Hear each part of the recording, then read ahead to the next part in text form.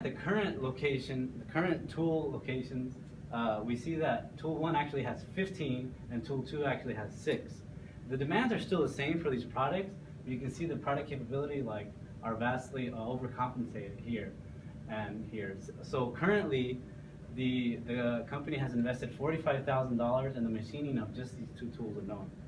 Now, adding the 20% loss that we mentioned earlier, the tools went down from 15 to 12 and from 6 to 4. Now, tool one is fine because it's still able to produce, with enough space for any kind of problems. But tool 2 again puts it in the red because we're barely making that minimum demand. And the difference here, as you can see, it's 34,000 from 45,000, which is basically the tool loss. Is that we're at a loss out of $11,000, as well as if we were to have to machine tool 2 again, then that also brings up the loss. All right, so we designed and created a database using Microsoft Access. So the tool name is automatically, using some programming functions, we automatically create the tool name based off the location, product, size, and tool type. Now what is great about the way we set up our relationships is that since the location, tool type, product, and size all have their own tables, you can add in, if say there's another location, you can add that new location without having to edit the program or having to do too much, and it just simply adds it in there. So then for these tables, it creates a tool database, which is the tools created, and then here are the individual tools, which are like because you might create more than one tool of a type, so then that's where the individual tools come in. And for tool search engine, for example, the employee can simply search in the location, the tool type, the product, and size. And what they get are the tool name, the number for each individual tool, the tool ID, whether the tool is checked out or not, and if the tool is checked out, who checked out the tool. So alongside our new database, our tool management alternative 1 will utilize one director to oversee all the tools. Through a benchmark from surrounding companies, we can achieve a 5% loss or misplacement of said tools. With all this, we get a throughput of 102 products monthly, and we get a total yearly revenue of approximately $7.5 million. Tool Management Alternative 2 will divide the workforce into 4 groups. Each group will be sectioned off with a tool type, and what this will achieve is to confine the tool to its section to minimize movement, loss, and misplacement. Although this was not the ideal situation, with the same amount of time, the throughput was only 61 products, and the total yearly revenue was only $4.5 million, approximately. So looking at some of the initial costs for the 2 alternatives, we have here that the materials for alternative 1 is a bit more than alternative 2. The storage racks costs are the same. However, with the computer systems, alternative 2 it's 4 times as much.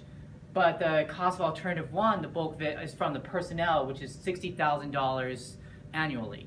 Now, using annual revenue, annual upkeep, initial costs, we calculate our net present values for our current situation to be approximately $22.1 million. For alternative 1, our net present value was a whopping $28.8 million.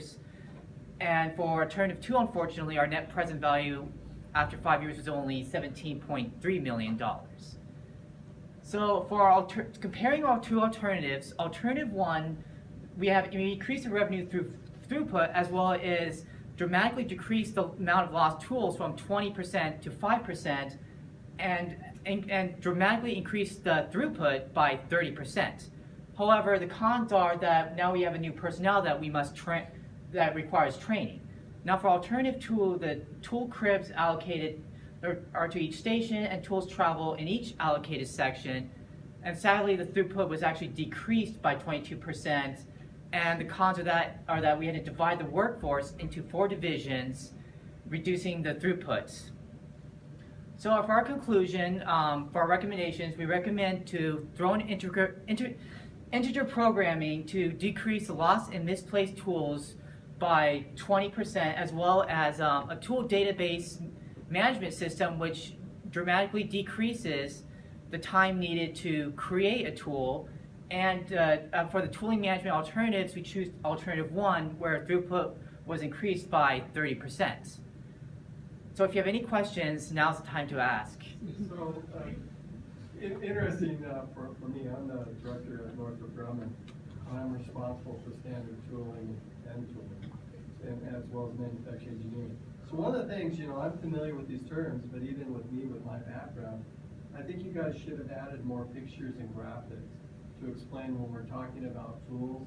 In my mind, I could pick a picture of a tool that's building an F-18, or a tool that's like a drill that's going to drill a hole, which I think is more what you applied. So I think up front, you should have maybe shown what the statement was, what you were dealing with, and maybe some pictures of how they move product through. Maybe they won't let you take pictures because there's defense, but again, you could have done charts and simulation. So I think you could have helped yourselves by giving some graphics so the audience really understands what aspect you're talking about.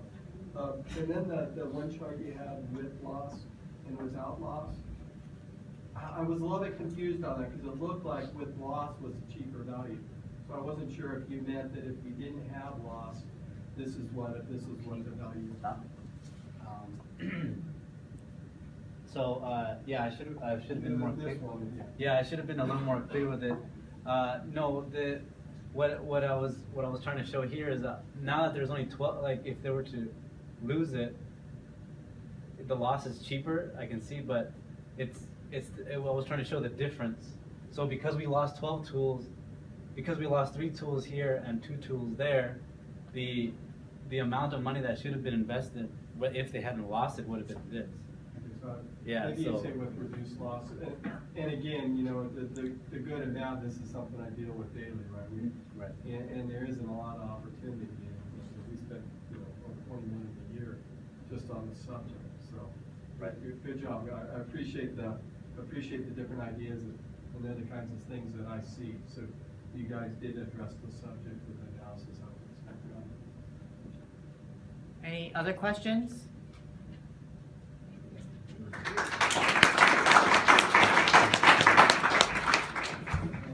Again, a reminder, if you have your projects